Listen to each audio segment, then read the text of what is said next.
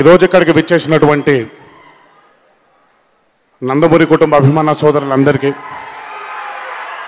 వేదికను అలంకరించినటువంటి పెద్దలందరికీ, ఈ చిత్రాన్ని ఆశీర్వదించడానికి ఇక్కడికి విచ్చేసిన ముఖ్య అతిథి మా బాబాయ్ నందమూరి బాలకృష్ణ గారికి అందరికీ స్వాగతం, సుస్వాగతం. గుహన్ గారు నాకు చాలా ఏళ్లగా పరిచయం. ఆయన కెమెరామ్యాన్గా ఉన్నప్పుడు మేమిద్దరం కలిసి బాద్షా అనే చిత్రం చేయడం జరిగింది. ఎంతో కష్టపడేటువంటి మనస్తత్వం కలిగిన కెమెరామ్యాన్ అయినా. ఎందుకంటే మేము బాద్షాలో బంతిపుల్ల జానకి అనే పాట షూటింగ్ చేయడానికి వెళ్ళినప్పుడు దాదాపు -16 డిగ్రీల సెంటిగ్రేడ్లో షూటింగ్ చేస్తున్నప్పుడు కేవలం ఆ పాట అంత అద్భుతంగా వచ్చింది అంటే దానికి కారణం కేవలం గుహన్ గారే. మేము అంటే ఆర్టిస్టులుగా మాకు కొంచెం వసతి కల్పిస్తారు. ఓ వ్యాన్ పెట్టు, లేదా కాసేపు కారులో హీటర్ ఆన్ చేసుకును, ఆ చలిలో బయటికి వెళ్ళి మళ్ళీ షార్ట్ అయిపోగానే మళ్ళీ వ్యాన్లోకి వచ్చి ఆ హీటర్ ముందు వేళ్ళు ఆ చెవులన్నీ కొంచెం వార్మ్ చేసుకొని మళ్ళీ బయటికి వెళ్ళడం.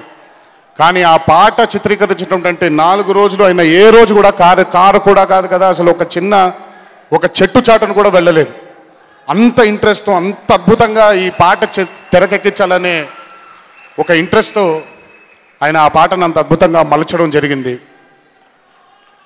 అంతే ఇంట్రెస్ట్తో ఈరోజు 118 అనే చిత్రంతో మీ ముందుకు రావడం జరుగుతుంది. I'm sure Guhan sir, it is going to be a fantastic film. It will be one of the best films Anna has ever been a part of. All the best to you. అలాగే ఈ చిత్రంలో నటించినటువంటి Nivetha and Shalini గారు. నివేత గారితో జైలవకుశ చిత్రంలో పనిచేయడం జరిగింది.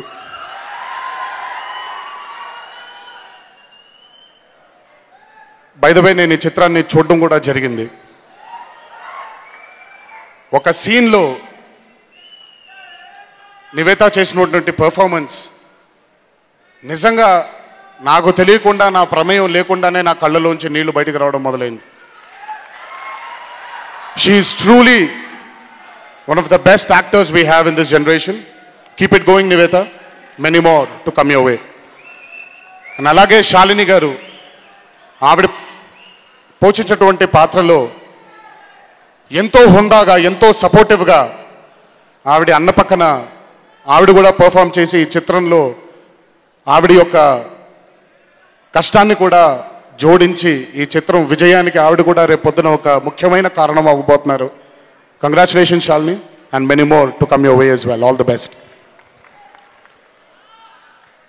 అలాగే ఈ చిత్రంలో పనిచేసినటువంటి ఎంతోమంది సాంకేతిక నిపుణులు, వాళ్ళందరూ కూడా వారి యొక్క బాధ్యతని ఈ చిత్రానికి జోడించి ఈ చిత్రం కృషికి వాళ్ళు కూడా, ఈ చిత్రం యొక్క విజయానికి వాళ్ళు కూడా వాళ్ళ కృషిని అందించినందుకు నిజంగా వాళ్ళందరినీ మనస్ఫూర్తిగా నా ధన్యవాదాలు తెలియజేస్తున్నాను.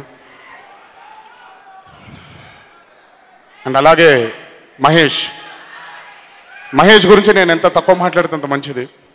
ఎందుకంటే లేకపోతే మామూలుగా మహేష్ గురించి నేను మాట్లాడితే సెల్ఫ్ డప్పా కొట్టుకున్నట్టు అవుతుంది. మాకు బాగా కావాల్సినటువంటి వ్యక్తి. ఈ చిత్రం ద్వారా ఒక అద్భుతమైన విజయాన్ని సాధించి ఇంకెన్నో మంచి చిత్రాలు తీయడానికి తన పరంపరని ఈ చిత్రం ద్వారా మొదలు పెట్టాలని ఆ దేవుణ్ణి మనసారా కోరుకుంటున్నాను. ఇక మా అన్నయ్య,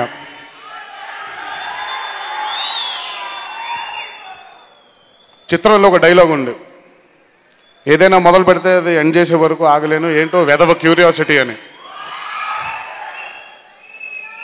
అది నిజంగా ఆయనకి బాగా సరిపోతుంది ఆ క్యూరియాసిటీ యాంగిల్లో. ఎందుకంటే ఒక కొత్త చిత్రాన్ని అందించాలి, ఒక కొత్త ధోరణిలో కథ చెప్పాలి అని ఆయన పడేటువంటి క్యూరియాసిటీ అవ్వచ్చు, కుతూహలం అవ్వచ్చు, బహుశా అది ఇంకెవరికైనా ఉంటుందేమో నాకు తెలియదు. నేను ఆ క్వాలిటీ 9లోనే చూశాను. ఈ చిత్రంలో ఎంతో అద్భుతంగా అంటే నాకు తెలిసి ఇప్పటిదాకా ఆయన చేసినటువంటి అన్ని చిత్రాల్లో నాకు బాగా నచ్చేటువంటి చిత్రం ఇది. ఆయన చేసినటువంటి పర్ఫార్మెన్స్ అవ్వచ్చు, ఆయన అందించినటువంటి ఆ సపోర్ట్ అవ్వచ్చు, డైరెక్టర్ గారికి కానివ్వండి, ప్రొడ్యూసర్ గారికి కానీ, ఎంతో మనస వాచ కర్మణ ఒక నటుడు కంప్లీట్గా ఈ వెంట్రుక దగ్గర నుంచి కింద వేలు బొటన వేలు వరకు కూడా కంప్లీట్గా సరెండర్ అయిపోతే కానీ అటువంటి పర్ఫార్మెన్స్ చేయడం కుదరదు. అండ్ హ్యాట్స్ ఆఫ్ కళ్యాణ్ అన్న, ఈ చిత్రం నిజంగా ఒక అద్భుతమైన విజయం చేకూరుతుందని, ఇంకెన్నో మంచి చిత్రాలు మీరు చేయడానికి ఈ చిత్రం మిమ్మల్ని ప్రోత్సహిస్తుందని ఆ దేవుణ్ణి మనసారా కోరుకుంటున్నాను. ఈరోజు ఇంకొకసారి ఇక్కడికి విచ్చేసి మమ్మల్ని ఆశీర్వదించడానికి వచ్చినటువంటి బాబాయిని ఇంకొకసారి మనస్ఫూర్తిగా కృతజ్ఞతలు అందజేస్తూ, ఈ చిత్రం విజయం తర్వాత ఇంకెన్నో మాట్లాడుకుందాం.